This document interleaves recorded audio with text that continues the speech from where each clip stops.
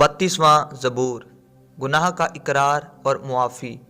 داؤد کا مزمور مشکیل۔ مبارک ہے وہ جس کی خطا بخشی گئی اور جس کا گناہ ڈھانکا گیا۔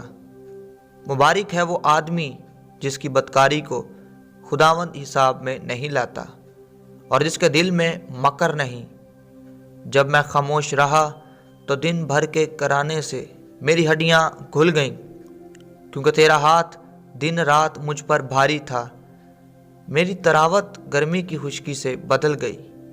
میں نے تیرے حضور اپنے گناہ کو مان لیا اور اپنی بدکاری کو نہ چھپایا۔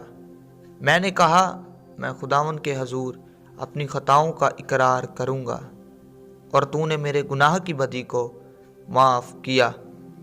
اسی لیے ہر دیندار تجھ سے ایسے وقت میں دعا کرے جب تو مل سکتا ہے۔ یقیناً جب سیلاب آئے تو اس تک نہیں پہنچے گا۔ تو میرے چھپنے کی جگہ ہے، تو مجھے دکھ سے بچائے رکھے گا، تو مجھے رہائی کے نغموں سے گھیر لے گا۔ میں تجھے تعلیم دوں گا اور جس راہ پر تجھے چلنا ہوگا تجھے بتاؤں گا۔ میں تجھے صلاح دوں گا، میری نظر تجھ پر ہوگی۔ تم گھوڑے یا خچر کی مانند نہ بنو جس میں سمجھ نہیں، جن کو قابو میں رکھنے کا ساز دہانہ اور لگام ہے، ورنہ وہ تیرے پاس آنے کے بھی نہیں۔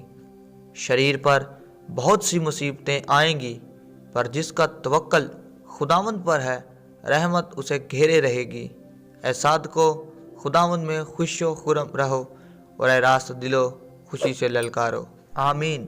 یسوع زندہ ہے، شیطان شرمندہ ہے۔